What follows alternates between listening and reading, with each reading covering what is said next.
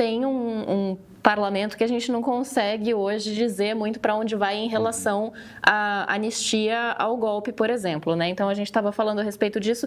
O discurso do Hugo Mota, eleito presidente da Câmara agora, foi no sentido de que o 8 de janeiro não pode ser considerado um golpe, porque um golpe tem um líder, ali não tinha um líder, era mais uma coisa de arruaceiros, de baderneiros. E até que esse tarifaço trumpista bata no empresariado, as pessoas comecem a perder dinheiro e aí olhar para isso e dizer, olha, não está tão legal para a gente precisa de um outro caminho, tem muita água para rolar ainda. Isso pode influenciar o legislativo brasileiro. E aí eu queria saber de você o que pode acontecer nesse intervalo, assim, enquanto a gente ainda não acordou para o que as políticas econômicas do Trump podem causar financeiramente aqui no Brasil, mas tem ainda essa onda política de, olha, eles interferiram e agora a gente tem que... Essa coisa que a Flávia falou, né? Esse conceito de democracia, de liberdade de expressão, que hoje está tão líquido, né? Como é que isso pode influenciar? Não, excelente pergunta, Luiz. Eu acho que um dado colocado quando você julga alguém como o Bolsonaro, não é isso? Que evidentemente, do ponto de vista jurídico, não poderia concorrer a mais nenhuma eleição a ser elegível e, inclusive, teria muita possibilidade, quer dizer, da maneira com os meus parcos conhecimentos jurídicos de quem fez direito há muito tempo e não exerce há muito tempo, não tem nenhuma dúvida que o Bolsonaro se insere em alguns crimes previstos no Código Penal, na minha interpretação, né? Poderia estar preso. Poderia estar preso, é isso, para dizer diretamente, né? Enfim, mas... Quando ainda assim, o Bolsonaro é alguém que teve uma eleição teve, digamos, um capital eleitoral muito marcado em 18, não é isso? E teve uma votação muito expressiva em 22.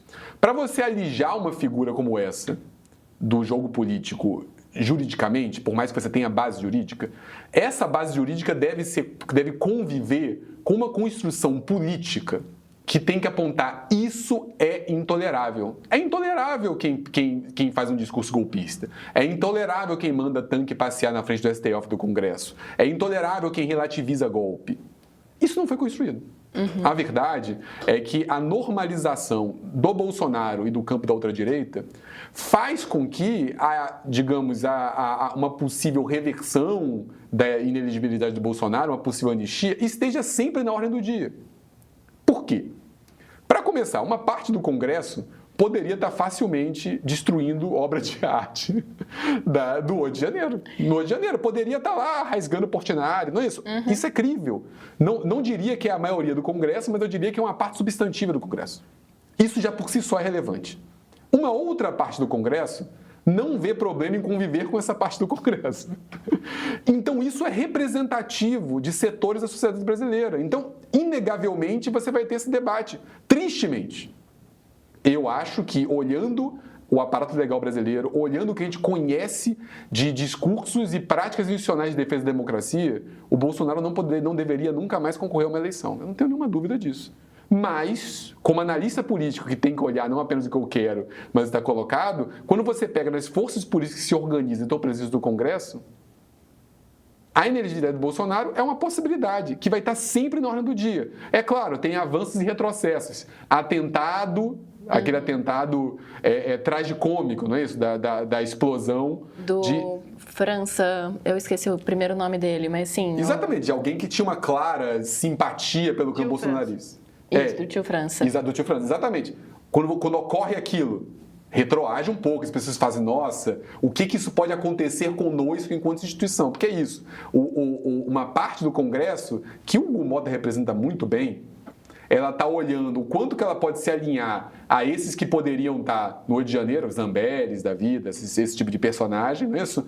Sem também, digamos, romper institucionalmente tudo, porque uma figura como o Hugo Mota, como uma figura como o Arthur Lira, o poder dele depende de uma manutenção da institucionalidade mínima do Congresso. Ele é o operador das instituições, ele é o operador do regimento. Então ele se sente mais confortável alinhado a isso do que talvez com parte de uma esquerda que tenha no Congresso que é minoritário, mas também ele não quer romper completamente. A questão é, quando você abre as portas para o retorno da inelegibilidade e para a anistia, você está dizendo que aquilo é tolerável. E aquilo pode voltar a acontecer, não é isso? Que é algo que, enfim, que em lugares distintos eu venho falando há algum tempo.